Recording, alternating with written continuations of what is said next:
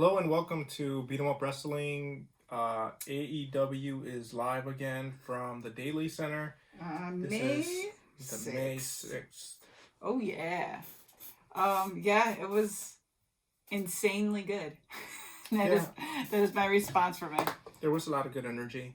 Definitely. The main event was amazing. But we'll get into that as we slowly build up. We started the night off with Joey Janela and Cody, which was a good match for Joey. I'm glad I see Joey again on my screen.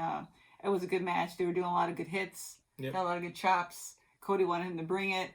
But yeah, I thought it was a good match. It was great to see them outside again. A lot of social distancing. Some of the wrestlers at ringside had face mask on, just covering and stuff like that. But they said they all took tests before they came in, and so hopefully they took the precautions they needed. A lot of states are opening up again, so there's only so much you can do with that. Yeah, it's gonna become a thing. So we just gotta hope everybody just stays safe. Yep. And nobody gets sick. So this match was good. I think it was one of Joey's best matches he's had in AEW. He showed a lot of offense. He showed a lot of cool moves. He gets defeated by Cody. I think you already said that, right? With Crossroads. Yeah.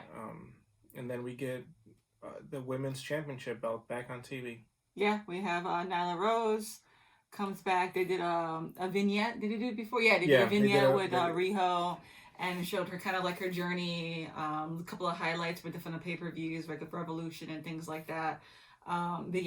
She goes against Kenzie Page, who is very young. 18 years old. Yeah, showed a lot of promise.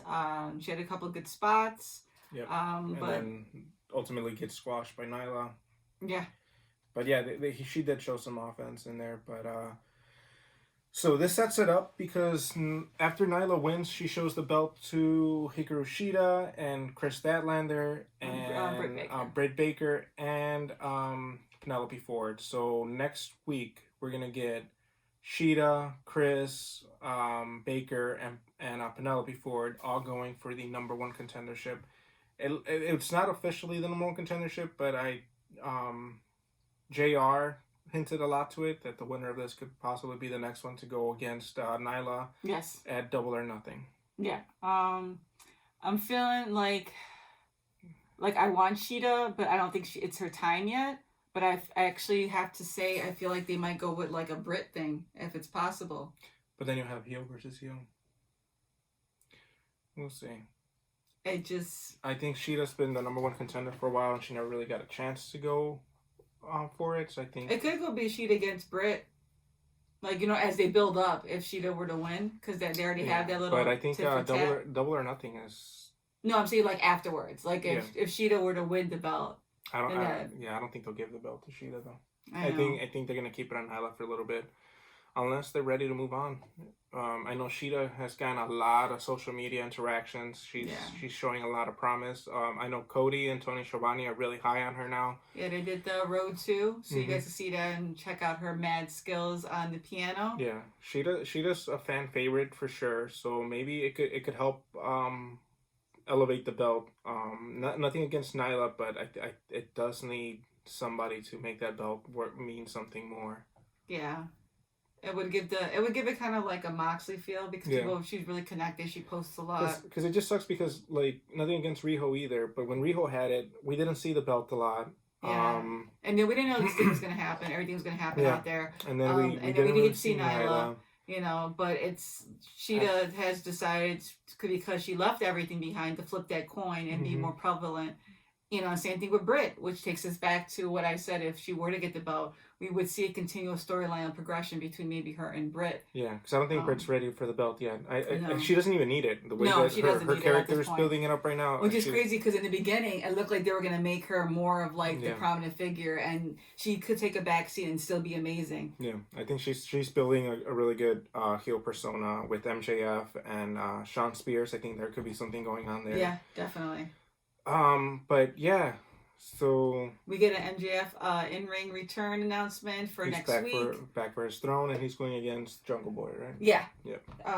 Is it is it Jungle Boy next week? Okay. Yeah. I thought it was Double or Nothing he mentioned. No, Jungle Boy next week. Yeah.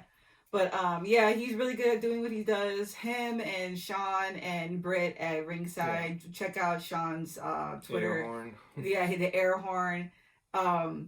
And I know a lot of people were saying, they were going over crowd numbers already. With tonight's thing, people were kind of like talking shade and things like that. I think it's different in Florida, though. Yeah, well, some people would say because that's where WWE's at too.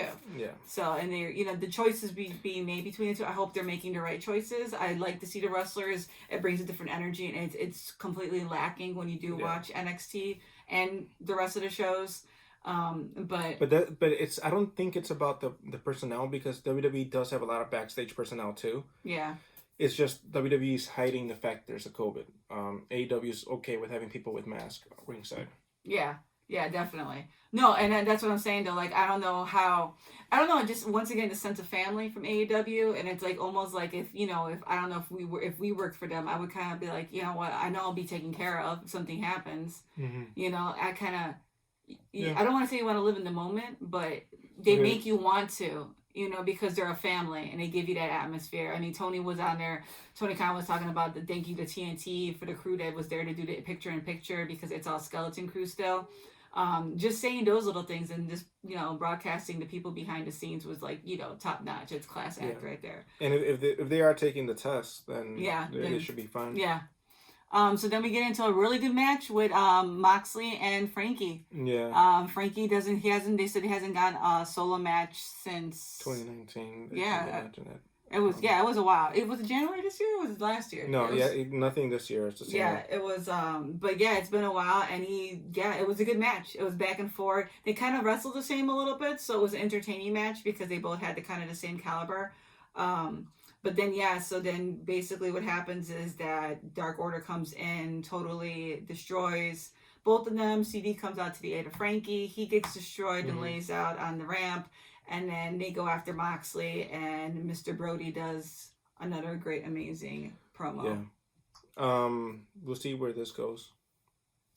Yeah. Brody challenges for the belt and steals the belt. Yep. He definitely throwing some shade, I could see Brody taking the belt from Moxley. Yeah. In a way to get heat, like probably not a clean win or anything like that. Maybe a Montreal screw job. Yeah, but comes off of it's about the business type feel he has. And he wants the crown jewel. Yeah, and he threw a lot of shade. He threw a lot of, are you an MMA fighter? Are you a superstar, a movie star? He was definitely throwing the shade, and it fits so good. People were posting pictures of them back in WWE, like look where they came, like they were so underutilized, and boom. They're these stars. Great match between Frankie and Mox.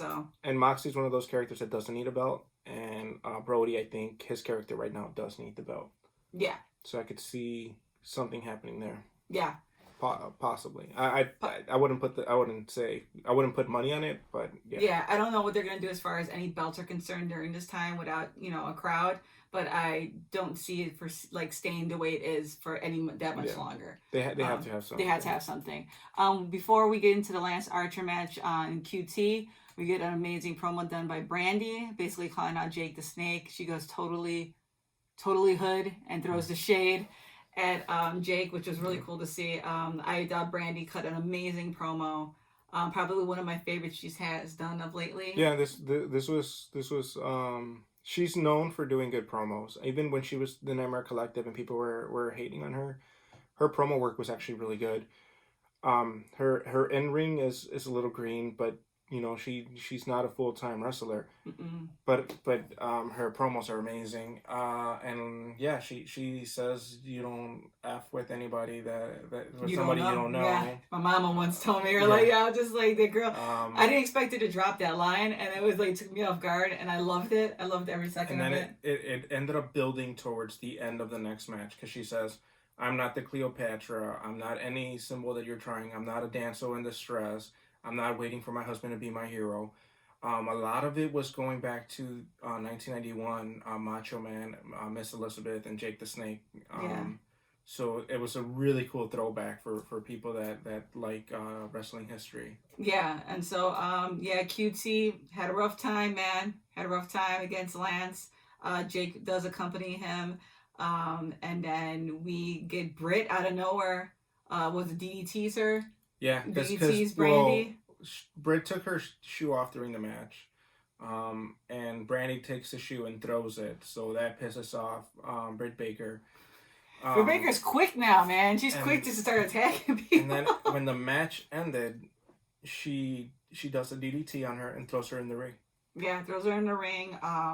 Nobody comes to the aid of Brandy as she gets the old school treatment from Drake. He brings out a snake. Yep, we haven't seen a snake on TV. JR was like, "Oh, we haven't seen a snake on TV." I wonder if Peta's gonna come out against this. Yeah, right. But JR was back in commentary, which makes it feel like home. Yep.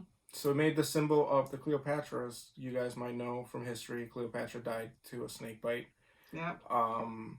And it goes back to the symbolism of the snake and Miss Elizabeth and Macho Man, husband and wife, and all that stuff. Like just doing a full circle to the story, going back to Cody being Caesar. And then we don't see Cody come out. No, and then the commentary was talking about how hard it is to get to the ring from where they're at. You need a golf cart. Yeah, they're trying to build up the space. Cody was probably in the shower. So we don't know what happened there. We don't know. We know Dustin, was in a pretty brutal match, so we know that's that. But yeah.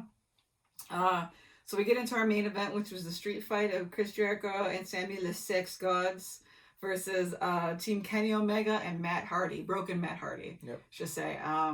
Yeah, holy hell, this was an insane match. Three costume changes by Matt Hardy. 3 costume changes by the one and only Matt Hardy, who went into 3 different phases of crazy. From broken to classic Matt Hardy to Damascus. Yeah, and of course the camera has to get close enough so you can hear him act crazy.